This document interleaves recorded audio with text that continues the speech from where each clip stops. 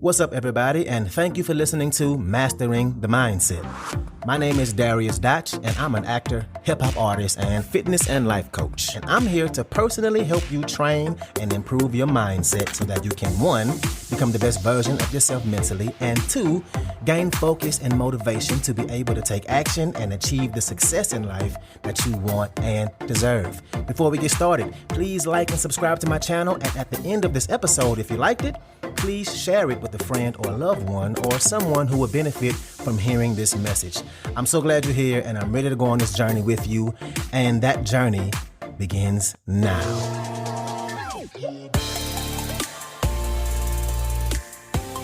All right, and welcome back to another episode. So today is going to be a pretty straightforward episode.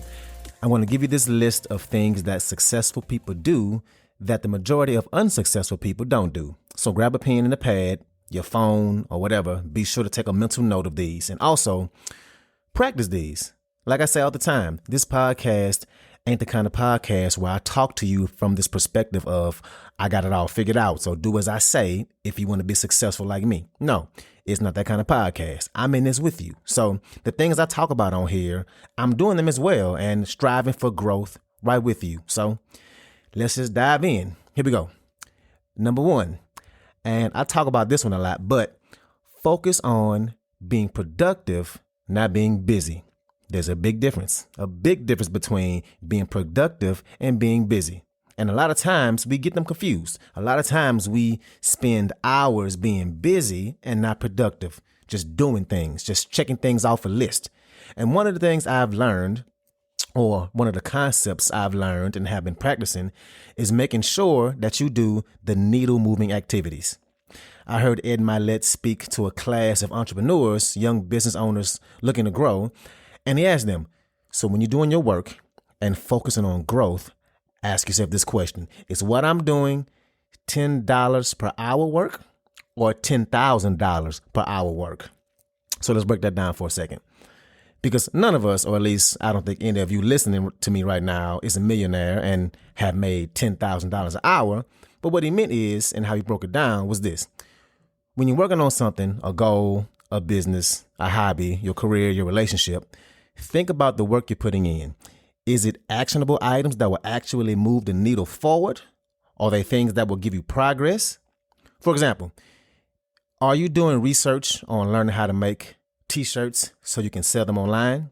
Are you studying how to do it so when the time comes to make the t-shirts, you have everything down and perfect because you want to make sure that whatever this shirt is going to be, whatever shirt you put out there, will be the best possible?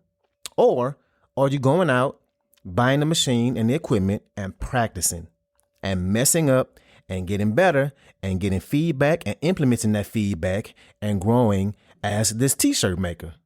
See the difference? Yes, research is important, but it's not actually getting you closer to your goal.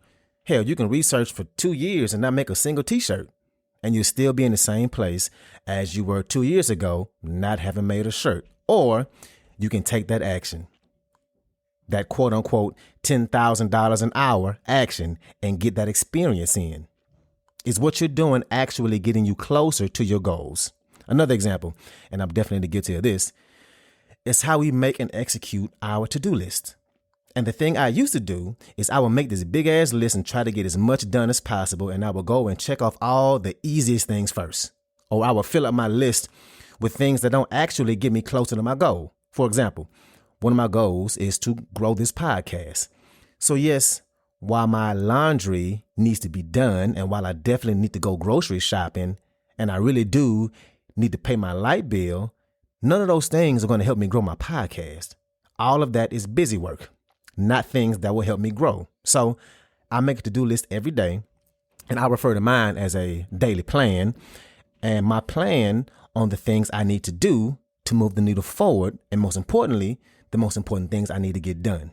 Those things that you have to do no matter what. And one of the ways the most successful people make their lists is they write out all the things that need to be done, and they rank the top 3. And they do the most important thing on that list, and they don't do anything else until that number 1 thing is done. Then they move on to the next one, and they focus on that thing and don't do nothing else until that second thing is done, and so on and so on. That is how you will be really productive, getting those top priority things done. So let me move on, because I could talk about this first one all day, because it really is an important one and one of the most important things that has worked for me with my growth. But that's number one, focusing on being productive, not busy. And number two, taking care of your body. And I'm not just saying this because I do fitness, but it's a really important one, especially if you're in a season where you're on a grind and you're putting in 15 hours of work 15 hours a day at work, and you got to get up early. You got to be extremely focused to pull off whatever that thing that's really important to you. Your health is important. Your sleep. And I'm leading with that one because that's one I struggle with too. Getting a good amount of sleep. Your body and your mind work so much better when you get good sleep that you're supposed to be getting. And I know that depending on what you may have going on in life, you may not be able to get 7.5, 8 hours a night, but it's way too important to neglect it. So do you need to look at how you can move things around to get that sleep? Because eventually your body will shut down and you'll be forced to get it. But let's move on. What about the things you eat? You have to be aware of what you're putting in your body, because it's either fueling you or taking your energy. That big meal you had for lunch, and you know what meal I'm talking about, when you eat a lot because it's so damn good, now a little bit later, you're sluggish, you're tired. And what good is that if you're trying to be productive to get a lot of things done? That's not going to help you. Also, what did you eat? That's really important. Also, are you drinking enough water? You have to pay attention to your body. That's number two. The third thing is waking up earlier. Getting up earlier is 100% important, especially if you're a person who has kids. And even if you don't, getting up when it's quiet, the world hasn't started making its way into your day, the house is quiet, you have time for you. And I'm not talking about waking up early just so you can go immediately to your emails. I'm talking about waking up early so you can have your you time to meditate or pray like I do, time to journal, time to plan out your day, time to read. The average CEO reads 60 books a year. And when do they have time for that? For a lot of them, it's early in the morning. How many books did you read this year? I personally am too embarrassed to say the number that I'm at right now, but think about that. Those are the most busy people in the world, and they still find time to read. But waking up early, you can focus on yourself, on getting ready for the day, on your daily routine, then attack the day. That's number three. Number four, develop a great network. And we all know this concept. We all know the concept of all of these, really. But the thing about building your network that doesn't get talked about a lot is not only the fact that you need people around you that will add to your life, that you can learn from and count on, and having a network of people that will help you grow, but also getting rid of the people that hold you back, the bad apples, the negativity. Your network, your inner circle, the people you're around the most, as well as your business network, they either propel you forward or they hold you back. And getting rid of them is not what I mean to say. I'm not telling you to never see this person again. But if somebody is on your side, be aware. Are they a person who's trying to help you succeed? Are they a person who motivates you? Are they people around you who inspire you to be better, who wants the best for you, who celebrate your success, who drive you to get the best out of yourself? So look around and ask yourself, are these people supporting your journey and what you're running towards? Or are they a parachute holding you back? Develop that great network. And this don't happen overnight. It'll take years. But start now, especially if you're in a new environment, if you just moved or starting a new job. Build that network. That's number four. Number five is to see failure as a stepping stone. Failure is not final until you give up. I'm going to say that again. Failure is not final until you give up. It's a function. It's something that happens and something you can learn from and get better. And you better believe that the most successful people in the world, they fail. They fail several times. They fail businesses. They fail at investments, fail at concepts, at launching new products or new directions they want to go in their buildings, in their businesses. Google somebody who is a mogul or a CEO or entrepreneur. I guarantee you'll find stories on how all of them have failed some way or another. They fail before they become successful and they fail while they're successful. Failure is a stepping stone. Hell, it's a rite of passage. And how arrogant of a person are you to think that you're perfect enough to never fail? Don't allow that to be something that holds you back. Setbacks happen. You're going to stumble. You're going to fuck up. You're going to fuck up small. You're going to fuck up big. You have to see it as the universe or God or whatever you believe in telling you to change some things up, or as it guiding you to a better path. A stepping stone. And that's number 5. What's up, what's up, what's up? I want to take a quick moment to say thank you so much for listening to this episode, and to also let you know that this podcast is 100% donation driven, which means it's completely funded by you, the listener. So if you like the content I have to offer, I would love it if you can make a donation and you get to pick the amount. I left links in the description of the video as well as my homepage. You can choose which way benefits you the best to donate. And if you need more options, please feel free to email me at dariusdotch@gmail.com. That's dariusdotch@gmail.com. Again, thank you so much for being here, and let's get back to it.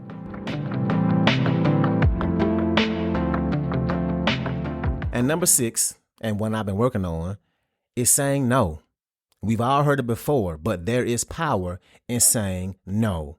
Whatever you're working towards, whatever you're building, you have a limited amount of time. And we got to learn, and I'm saying we because I'm really working on this and slowly getting better, because this is the least amount of time that I've ever had in my life. But we got to learn to start saying no to things. To look at things and ask yourself, does this thing support me in my journey and what I'm trying to build in my life? Is this in line with where I'm trying to go? And also, is this taking unnecessary time away from what I'm trying to get accomplished? And this could be anything. Other business opportunities? Do you suffer from SOS? Shiny object syndrome? That's a tongue twister for me. That's a real tongue twister. Shiny object syndrome. Because there's a million ways to make money. Do you jump from one idea to another? And not just money, but careers, diets, friends, daily routines, whatever. Are you saying yes to everything? Are you stretched too thin because you said yes to too many things? That's why I struggle. Another big one is people trying to steal your time. How many times have you been working on something and people call you or ask you for your time? Can you do this for me? Can you do that real quick? Do you allow yourself to walk away from the things you're working on? Do you allow yourself, when you set that time aside, to tend to somebody else who asks you for something, or who wants to talk, or who pops up at your house? Now, I'm not saying to be an asshole and ignore people, but what I'm saying is be smart and learn how to say no. Like, nah, bruh, I can't run you to the store right now. I have to get this thing done. No, mom, I can't get your laundry. I need this time right now to work on this project. I can do it later. Don't be a yes person. You can still help people, but be aware of when you say yes and when you say no. And successful people are really good at this because they have a lot of things going on in their day-to-day, and they know they only have a limited amount of time for everything. So they say no in some way or another. Don't let things steal your time. Get better at saying no. Say no to those things that don't line up with where you're trying to go. That's number 6. Number 7 is constantly learning. The most successful people are constantly wanting to learn. The one thing they are not is somebody who feels like they have it all figured out. They are not a know-it-all. If you think about it, think about most of the successful people you've met compared to the most unsuccessful people. Which ones are the know-it-alls? The unsuccessful ones. The most successful people want to be sponges. They're trying to improve things about their life and constantly finding things they can become better at. And one of the things I'm going to try, and I heard someone mention this, is that some of the most successful people carry a journal around with them. It doesn't have to be a full-size journal. A pocket-sized one is good enough. And they carry this journal around with them. And whenever they come across some information that they're not sure of, something they don't know, if they don't have time to look it up right then and there, they take a note of what that thing is and they come back to it later. Again, they want to learn as much as possible. And that kind of thing is right up my alley, and really right up almost everybody's alley. We live in the era of Googling. There's literally an endless amount of information at our fingertips. And I already got my little pocket journal, and I'm really going to do this. And so the most successful people, they don't try and act like the smartest person in the room. They want to learn and grow. And that's number 7, constant learning. Number 8, they set goals. You have to set goals. And I've talked about this in the past, but there was a study done of Harvard graduates back in the 70s, and they found out that only 3% of them wrote down their goals. They wrote them out, right? 3% wrote down their goals, not only 3% that had goals, but they put pen and pad and wrote them out. And they followed up with them 10 years later, and they found that those 3% were more successful than all of the other 97% combined. More successful than all of them combined. Think about that. And ask yourself, do you think it's important to figure out what your goals are and write them down? Hell to the yes. By writing it down, it becomes real. It's not just in your head. You can look at it. It's out there in the universe now. And the thing I say all the time is if there's something going on in your head, you got to put that thing down on paper. When it's in your head, it's harder to figure out because it's abstract. It's only thoughts. Putting it on paper lets you start to be able to make a plan much easier. You can see it. You can break it down. So if you're not setting your goals and writing them down and giving them deadlines and a specific quantitative or qualitative measurement of what you want it to be, then you're probably not setting your goals correctly. You got to set goals and figure out where you're trying to go in life. So that's number 8. Write them goals down. 9 is also important. 9 is they make decisions and execute quickly. You can't sit around and think about it all day, all week, all month. They make decisions very fast, and they also change their decisions very slowly. One of the biggest flaws a person can have when it comes to getting to the success they want is if they're being indecisive. Is this what I want? Is this thing right? No, I think I should do this. No, that was dumb. Let me start over. Should I be doing something different? Am I in the right industry? One of the things I learned is that the most successful people, once they make a decision, they act on it quickly. They're locked on and they don't change quickly. If you're an indecisive person, it's a big chance it's probably holding you back. You got to make a decision, choose what that thing needs to be, and get up and take action. You got to train that muscle, that action-taking muscle, to just get up and go. Get up and go. You have to literally train it like it's a muscle, because if you're not used to that, it won't come easily. Make that decision, get the hell up and execute it quickly. No reason to sit around thinking about things. Thinking won't get you any closer to your goals. You can't think your way to success. Yes, the law of attraction is a real thing, but action also needs to be applied. So that's 9. Make a decision and act on it quickly. Number 10, the final one, successful people consistently push their boundaries. They never let themselves get comfortable. They push their boundaries past what they see possible. And I'm not talking about you being a person that may be afraid of bungee jumping and you step outside your comfort zone and go bungee jumping. Yes, stepping outside your comfort zone is something that we need to do. We should be doing all the time. But I mean, they have a very good idea of where their comfort zone is. And when it comes to the things they need for their goals, they always push a little bit past it, a little bit past it, a little bit past it. They take on a little bit more. They go for 30 more minutes. And not just work ethic, but when they feel fear, they do it anyway. They feel that fear, that thing that wants to keep them in their comfort zone, and they do it anyway. And that comes to their business, their communication, their learning curve. A lot of people may think that successful people don't have fear, and that's just not the truth. We hear the phrase all the time, oh, he's our fearless leader. Nope. That's not true. The most successful people feel fear all the time, but at the same time, they don't let it hold them back. They understand that fear is just another boundary that's trying to hold them back. And if they push past that fear, then they're growing. They're making their comfort zone that much bigger, allowing them to do that much more. So they constantly test their boundaries with what they're comfortable with and try and push past it. We have to get comfortable being uncomfortable. Cliche, but true. That's a major key in finding success. If in your comfort zone, you never get more than what you already have because your comfort zone got you what you already have.